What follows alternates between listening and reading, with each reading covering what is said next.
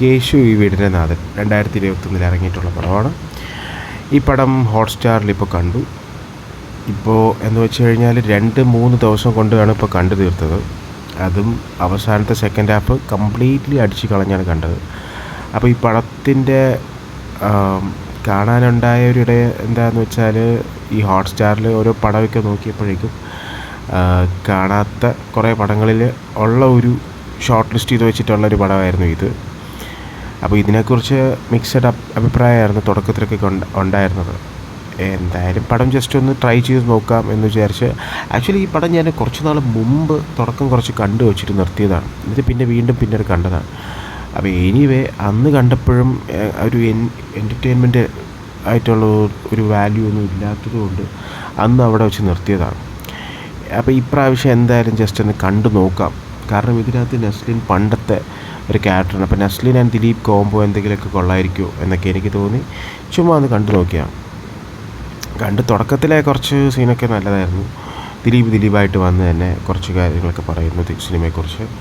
അതൊക്കെ കുറച്ച് വെറൈറ്റി ആയിരുന്നു. പിന്നെ ഇതിനകത്ത് ദിലീപിൻ്റെ ഗെറ്റപ്പ്, ഉർവശിയുടെ ലുക്ക്, നസ്ലിൻ ആൻഡ് വൈഷ്ണവി എന്ന് പറഞ്ഞിട്ടുള്ള ഇവരുടെ മക്കൾ ആക്ച്വലി ഒരു ബന്ധമില്ലാത്ത എനിക്ക് തോന്നി. കാരണം ദിലീപ് വളരെ വയസ്സായിട്ട്, ഉർവശി എന്നാൽ നോട്ട് സോ മച്ച്.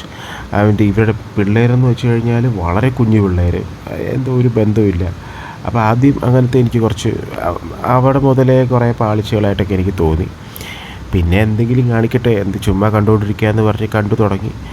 കണ്ട് പോകുമ്പോൾ രാമേശ്വരത്ത് ഇവരെ ഒരു ചിതാഭസ്മം, ദിലീപിൻ്റെ അച്ഛൻ്റെ ചിതാഭസ്മം ഒഴുക്കാൻ വേണ്ടി പോവുകയാണ്. അപ്പോൾ ഇവർ എല്ലാവരും കൂടി ഒരുമിച്ച് അങ്ങ് പോവുകയാണ് രാമേശ്വരത്ത്. അപ്പോൾ അങ്ങനത്തെ ഒരു ബസ്സിലെ യാത്ര കാര്യങ്ങളൊക്കെ ഇങ്ങനെ കണ്ടുകൊണ്ട് കുഴപ്പമില്ലാത്ത രീതിയിൽ ഇങ്ങനെ പോവുകയാണ്. അപ്പോൾ ആ ഒരു ഫ്ലോയിൽ തന്നെ പടം പോകുമെന്ന് വിചാരിച്ച്. പക്ഷേ സെക്കൻഡ് ഹാഫ് മുതൽ പടം കംപ്ലീറ്റ്ലി തകർത്തു തന്നെ. അപ്പോൾ അതുകൊണ്ടാണ് ഞാൻ ആദ്യമേ പറഞ്ഞത്, ഫുള്ളും ഞാൻ അടിച്ചാണ് കണ്ടത് പടം. കാരണം എന്താണെന്ന് വെച്ച് കഴിഞ്ഞാൽ ഒരു ബന്ധമില്ലാത്ത കുറേ കാര്യങ്ങൾ നടക്കും. കാരണം ഇതിൽ ദിലീപിനൊരു ലോട്ടറി അടിച്ചത് ദിലീപ് അറിഞ്ഞ് ഉടനെ ഈ രാമേശ്വരത്ത് പോകാതെ വണ്ടി കയറി തിരിച്ച് വീട്ടിൽ വരുന്നു. അങ്ങനെ ആ ലോട്ടറി ടിക്കറ്റ് കാണാതെ നാട്ടുകാരെയൊക്കെ പിടിച്ച് വീട്ടിനകത്ത് കൊണ്ടുവന്ന് അത് തപ്പിപ്പിടിക്കാൻ നോക്കുന്നു. അങ്ങനെ എന്തൊക്കെയോ കാര്യങ്ങൾ.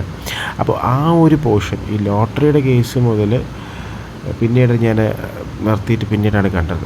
അപ്പോൾ അതുകൊണ്ടാണ് ഞാൻ പറഞ്ഞത് 2-3 ദിവസം മുതൽ, 3ാമത്തെ ദിവസമാണ് ഞാൻ ഈ ലോട്ടറിയുടെ ഭാഗം മുതൽ കാണുന്നത്. പക്ഷേ അത് മുതൽ ഉള്ള ലാസ്റ്റ് 1 hour കംപ്ലീറ്റ്ലി ഞാൻ ഓട്ടിച്ച് കണ്ടതുകൊണ്ട് എന്തൊക്കെയാണ് നടക്കുന്നത്, എന്താ ഇതിൻ്റെ കഥ എന്നൊന്നും എനിക്കറിയില്ല. കുറേയൊക്കെ കണ്ടു, കുറേ എന്തൊക്കെയോ സംഭവിക്കുന്നത് മനസ്സിലായി. പിന്നെ ഇമോഷണലായിട്ടുള്ള ട്രാക്കിലേക്ക് പോകുന്നതൊക്കെ എനിക്ക് മനസ്സിലായി. ഒന്നാമതേ പടം ആ ഒരു കോമഡി ഇതിലുള്ളത് കൊണ്ടാണ് അതൊന്ന് ജസ്റ്റ് കണ്ടു പോയത്. അതിനകത്ത് ഇമോഷണലേ വരുന്നില്ല. അങ്ങനെ ജസ്റ്റ് ഇത് ഈ ലോട്ടറി പിന്നെ അവസാനം ഇവർക്ക് അടിക്കുന്നു, ലോട്ടറി കിട്ടുന്നു എന്നൊക്കെ എനിക്ക് തോന്നി. അവസാനം എന്തൊക്കെയോ കണ്ടപ്പോഴേക്കും ഈ ചിതാഭസ്മം ഇടാൻ നേരത്ത് അതിൻ്റെ ആ കുടത്തിന് താഴെ ലോട്ടറി കണ്ടുപിടിച്ചെന്നോ അങ്ങനെ എന്തൊക്കെയോ. ഈ ലോട്ടറി ടിക്കറ്റ് കണ്ടുപിടിക്കുന്നതിനിടയിൽ ഈ ദിലീപിൻ്റെ പഴയ കാമുകിയെ കണ്ട് അവരും കാമുകി ഉർവശിയെ കാണും. അങ്ങനെ ദിലീപ് ഉർവശിയും തമ്മിൽ അടിയുണ്ടാക്കി. അങ്ങനെ എന്തൊക്കെയോ, ഞാൻ പറഞ്ഞില്ലേ, ഒരു പോയിൻറ്റും ഇല്ലാതെ എന്തൊക്കെയോ പടം പോകുന്നു. അവിടെ ഒരു പാട്ട് അനുശ്രീ ദിലീപുമായിട്ട് വീണ്ടും പോകും. അതുകൊണ്ട് എനിക്ക് ആക്ച്വലി ഈ പടം കൊണ്ട് എന്താണ് ഇവർ ഉദ്ദേശിച്ചതെന്ന് മനസ്സിലായിട്ടില്ല. എന്നുവെച്ചാൽ ഇത്രയും നല്ലൊരു കാസ്റ്റും കാര്യങ്ങളൊക്കെ കിട്ടിയിട്ട് പടം ഒരു ലോട്ടറിയുടെ ഒരു ബന്ധമില്ലാതെ കൊണ്ട് പോയല്ലോ എന്നാലോചിക്കുമ്പോൾ ഒരു വിഷമം. കാരണം തുടക്കത്തിലെ ഫസ്റ്റ് ആ ഒരു ഹാഫ് അത്യാവശ്യം ഒരു